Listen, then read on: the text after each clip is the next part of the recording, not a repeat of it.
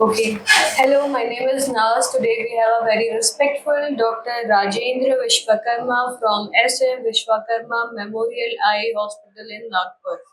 So we are talking about glaucoma. आज हम glaucoma के बारे में बात करेंगे जिसे हम सामान्य भाषा में काला मोतियाबिंद भी कहते हैं। आप ये सोचो कि अगर धीरे धीरे आपका जो विजन है यानी कि देखने की जो शक्ति है हमारी आंखों में वो कम होने लग जाए और एक टाइम पे बाद ऑलमोस्ट खत्म हो जाए तो आपको कैसा लगेगा। तो यही चीजें जो होती है ये ग्लोकोमा कहलाती है जिसके बारे में और ज्यादा अच्छे से जो है हमें सर बताएंगे, डॉक्टर बताएंगे। तो सर आप प्लीज बताएंगे ग्लोकोमा क्या होता है और क्या सिम्टम्स। हाँ, पहले तो जैसे आपने बहुत करेक्टली कहा, जी। इसे कांच बिंदु कहते हैं। इसको मोटे बिंदु से डिफरेंट करना पड़ेगा, लेकिन बहुत सारे लोगों को इसमें डिफरेंस नहीं मालूम, मोटे बिंदु क्या है और कांच बिंदु क्या है। मोटे बिंदु के अंदर लेंस सफेद हो जाता है या उसमें ओपेसिटी हो जाती है और उसकी वजह से दिखना कम होता है। कांच बिंदु लोगों की समझ के बाहर हो जाता है। अगर किसी को बोले कि कांच बिंदु है तो उसको तो पहले समझ में नहीं आता है क्या, क्योंकि इसके सिम्टम्स इनिशियली कुछ नहीं होते। जी जी जी। अब इसमें भी दो टाइप के कांच बिंदु होते हैं, एक होता है ओपन एंगल ग्लोकोमा, एक होता है क्लोज एंगल ग्लोकोमा। तो ओपन एंगल ग्लोकोमा के अंदर इनिशियली कोई सिम्टम्स नहीं होते हैं, ये बहुत स्लोली डिसीज प्रोग्रेस होती है। तो डिसीज में होता यह है कि आंख के अंदर का प्रेशर धीरे धीरे बढ़ना शुरू होता है और आंख के अंदर एक फ्लूइड आंख में एक बलून के समान है और उसके अंदर उसका प्रेशर मेंटेन रहता है। अब इमेजिन करो कि बलून का प्रेशर अगर धीरे धीरे बढ़ता गया तो एक समय ऐसा हो जाएगा कि वो एकदम टाइट होगा। वैसे ही इसके अंदर फ्लूइड बनता रहता है और ये फ्लूइड जो है वो बाहर निकलता है, जितनी मात्रा में बनता है उतनी मात्रा में बाहर जाता है। तो एक समय बाद अगर जैसे चाय की छन्नी होती है ना, तो वहां पर एक पर्टिकुलर मेशवर्क रहता है। इमेजिन करो कि चाय की छन्नी में जब चाय जमा हो जाती है तो नीचे जाना बंद हो जाती है। ये चाय की छन्नी अगर ब्लॉक हो जाती है किसी कारण से, तो पानी जाना बाहर बंद हो गया तो पानी अंदर एक्यूमुलेट होना शुरू हो जाता है।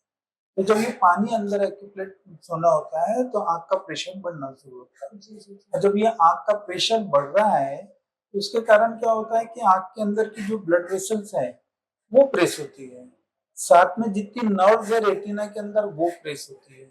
और ये जब धीरे धीरे धीरे धीरे प्रेस होने लग जाती है तो आंख का ब्लड सप्लाई भी कम होते जाता है और नर्व का फंक्शन भी कम होना शुरू हो जाता है। तो देखने के लिए आंख जो है कैमरे के समान काम कर रही है, वो लाइट को ले रही है, चित्र को बना रही है, उसका ऑप्टिक नर्व से ब्रेन को भेज रही है, तो देखने का काम ब्रेन कर रहा है। तो यहाँ आइज बराबर है, लेकिन रेटिना के अंदर ब्लड वेसल्स कॉम्प्रेस हो गई और उसके बाद नर्व कॉम्प्रेस हो गई, तो ये दोनों डैमेज हो गई। तो यहाँ ब्रेन अच्छा है, सामने आंख अच्छी है, लेकिन जो करंट है वो पीछे पास नहीं हो रहा है, तो उसके कारण बहुत धीरे धीरे नजर कम होती जाती है और जो ऑप्टिक नर्व में चेंजेस आने शुरू हो जाते हैं। तो ये एक दिन की प्रोसेस नहीं है, it takes time, it takes 8 to 10 years भी लग सकता है। तो उसके कारण नजर कम होती है।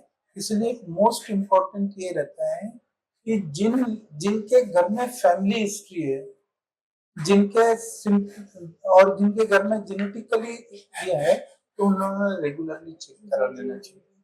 सर इसे साइलेंट थीफ के भी नाम से जानते हैं, क्यों कहते हैं सर इसे साइलेंट किलर? जैसे मैंने बताया ना कि एक बार ये प्रोसेस बहुत स्लो प्रोसेस है, इतनी स्लो प्रोसेस है कि एक बार ये ब्लॉक होने के बाद उसकी डैमेज होने के लिए टेक 5 to 10 years, और उसके बाद भी कोई पेन नहीं है, कोई दर्द नहीं है, कोई तकलीफ नहीं है, तो पेशेंट को पता ही नहीं चलता है कि उसकी नजर कम हो रही है। और शुरुआत में क्या होता है कि पेरिफेरी से नजर कम होती जाती है। पेरिफेरी से नजर जब कम हो रही है तो उसे पता नहीं चलता कि मुझे कम दिख रहा है।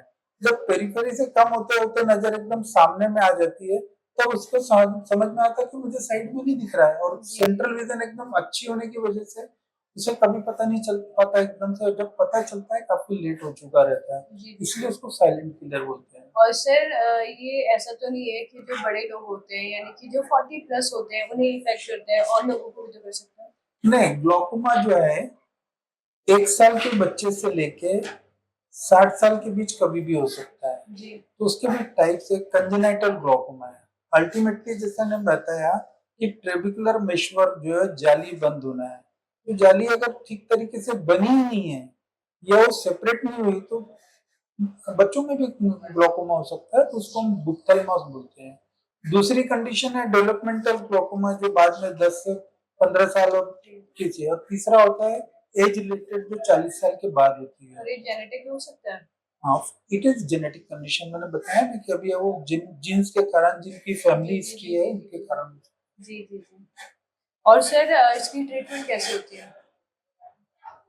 ट्रीटमेंट का सबसे पहला पार्ट तो यह है, कोई भी चीज को ट्रीट करने के लिए जो बेसिक चीजें लगती हैं वो होता है अवेयरनेस, उसका उसका डायग्नोसिस। डायग्नोसिस परफेक्ट डायग्नोसिस होने के बाद में फिर उसके ट्रीट किया जाता है।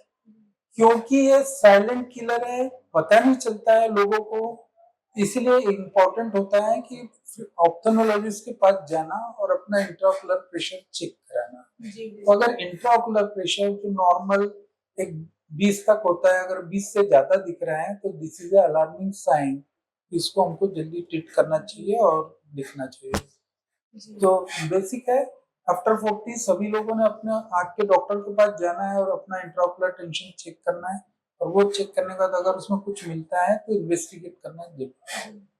तो सर आपने इस चीज़ के ग्लॉकोमा यानी कि काला मोतियाबिंद के बारे में हम लोगों को अवेयर करा, उसके लिए थैंक यू सो मच। इसके अलावा अगर आप कोई चीज़ बताना चाहें, क्योंकि ये one of the most dangerous disease भी कह सकते हैं हम इसे। हाँ, इंडिया के अंदर इंसिडेंट वाइज देखा जाए तो ब्लाइंडनेस के बहुत सारे कारण में पहला टॉप मोस्ट में है मोतियाबिंदु, उसके बाद कॉर्नियल डिसीजेस, एंड तीसरा है ग्लूकोमा। तीसरे नंबर पे हाँ, तो ये इतना, और दूसरी चीजें हैं, मोतियाबिंदु में दिखना कम हो जाता है इसलिए लोग तुरंत पहुंच जाते हैं। कॉर्नियल डिसीज बचपन में है, कॉर्निया वाइट हो गया इसलिए लोग जल्दी अवेयर करते हैं। ये साइलेंट किलर होने के बाद बहुत स्लोली होता है और पता नहीं चलता, इसलिए जरूरी है उम्र के बाद में जाके दिखाना। Thank you so much sir, आप यहाँ पे आए और आपने हमारे को इन चीज़ों के बारे में बताया। Thank you. Thank you very much.